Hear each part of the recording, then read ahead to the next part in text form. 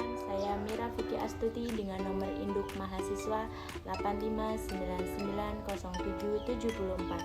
Saya dari UPBJ UT Bandar Lampung. Di sini saya akan mempraktekkan mata kuliah PDDK 4107 Praktikum IPA di SD dengan modul 7 Optik kegiatan Praktikum 1 Sifat Cahaya dengan judul Percobaan Pemantulan Cahaya. Selamat menyaksikan. Tujuan dari praktikum ini adalah 1. Menjelaskan sifat-sifat cahaya. 2. Menjelaskan sifat-sifat bayangan yang dihasilkan oleh cermin. 3. Menjelaskan sifat-sifat bayangan yang dihasilkan oleh lensa. 4. Menentukan fokus cermin cekung. Dan terakhir, menentukan fokus lensa cembung. Percobaan pertama adalah pemantulan pada cermin datar. Apa itu pemantulan pada cermin datar? Pemantulan pada cermin datar adalah peristiwa ketika cahaya mengenai permukaan cermin yang rata dan halus, kemudian dipantulkan kembali dengan arah yang teratur. Langkah-langkah pengamatan. Langkah pertama, menyusun lampu senter dan celah cahaya di depan cermin datar. Pada tahap ini, saya menyusun lampu senter dan celah cahaya, yang dalam percobaan ini saya menggunakan sisir di depan cermin datar. Tujuannya adalah agar sinar yang mengenai cermin memiliki arah yang jelas sehingga mudah diamati jalurnya. Perubahan arah sinar yang terjadi ketika menyentuh cermin merupakan dasar untuk memahami hukum pemantulan. Dengan susunan ini, berkas cahaya yang datang menuju cermin tampak lebih terfokus dan mudah diamati. Langkah kedua, menyalakan lampu senter dan mengamati jalannya berkas cahaya sebelum dan sesudah mengenai cermin datar. Di sini dapat kita lihat sinar datang menuju permukaan cermin lalu dipantulkan kembali. Dengan menggunakan busur derajat, sudut datang dan sudut pantul dapat diukur dan terlihat bahwa keduanya memiliki besar yang sama. Hal ini membuktikan bahwa sudut pantul dan sudut datang membentuk sudut yang sama besarnya terhadap garis normal. Jadi kesimpulannya adalah sudut I sama dengan sudut R.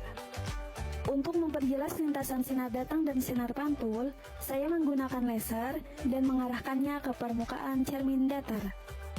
Dengan bantuan busur derajat yang diletakkan di depan cermin, saya mengatur sudut datang pada beberapa posisi yaitu 90 derajat, 30 derajat, dan 60 derajat. Laser menghasilkan berkas cahaya yang lurus dan tipis, sehingga jalur sinar sebelum dan sesudah menyentuh cermin tampak jelas. Dan hasil pengamatan menunjukkan bahwa ketika I atau sudut datang 90 derajat diperoleh R atau sudut pantul juga 90 derajat. Ketika I atau sudut datang 30 derajat diperoleh R atau sudut pantul juga 30 derajat. Ketika I atau sudut datang 60 derajat diperoleh R atau sudut pantul juga 60 derajat.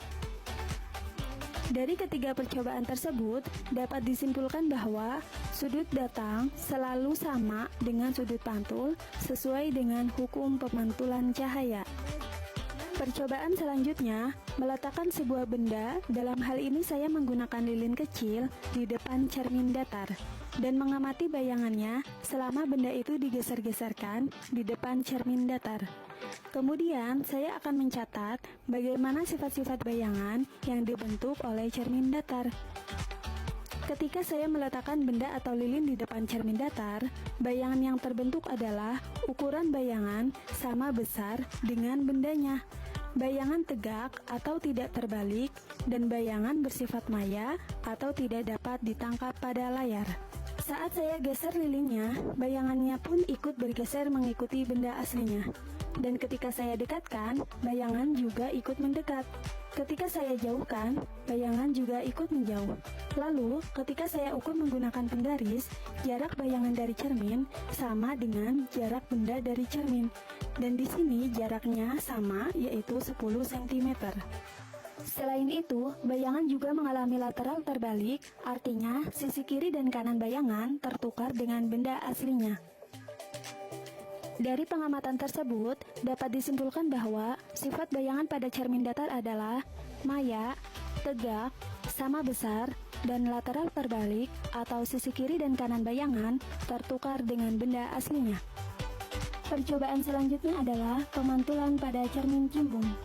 Apa itu pemantulan pada cermin cembung? Pemantulan pada cermin cembung adalah peristiwa ketika cahaya mengenai permukaan cermin yang melengkung keluar atau cembung dan dipantulkan kembali sehingga berkas cahaya menyebar. Ketika saya dekatkan cermin cembung ke lilin, cahaya tersebut akan dipantulkan dan sinar pantul akan menyebar. Bayangan pun selalu berada di belakang cermin. Dapat dilihat pada layar putih, cahaya tampak menyebar, lalu ketika saya jauhkan cermin cembung, cahayanya pun menyebar makin luas.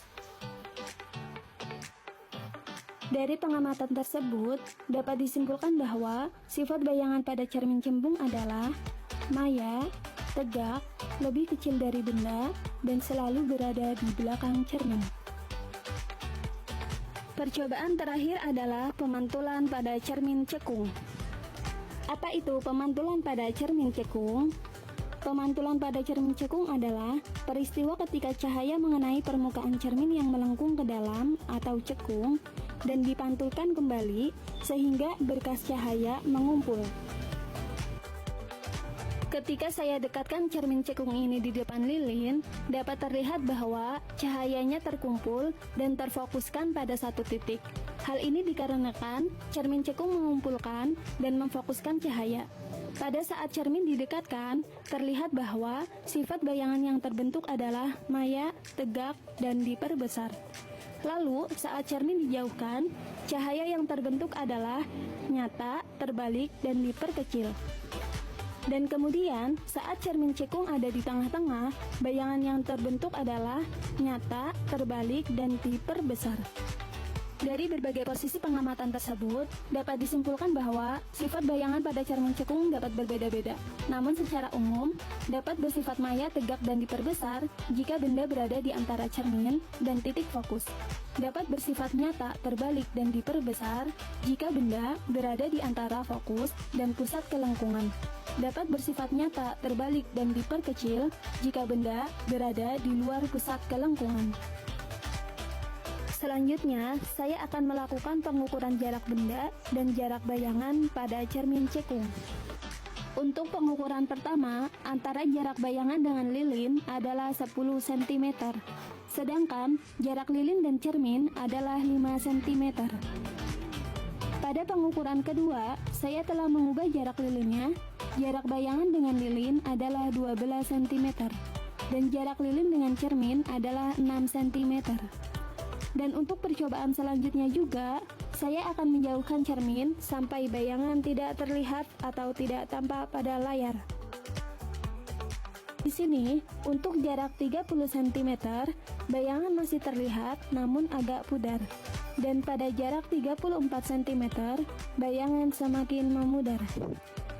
Saya jauhkan lagi di jarak 36 cm, bayangan sudah tidak tampak di layar putih. Dan pada jarak 38 cm, bayangan pun tidak tampak pada layar. Dari hasil pengukuran jarak benda dan jarak bayangan pada cermin cekung, dapat disimpulkan bahwa posisi bayangan yang terbentuk bergantung pada jarak benda dari cermin. Ketika jarak benda semakin dekat dengan cermin, bayangan yang terbentuk tampak semakin jelas dan berada lebih dekat pada layar. Namun, ketika jarak benda dijauhkan dari cermin, bayangan semakin meredup dan akhirnya tidak tampak lagi pada layar.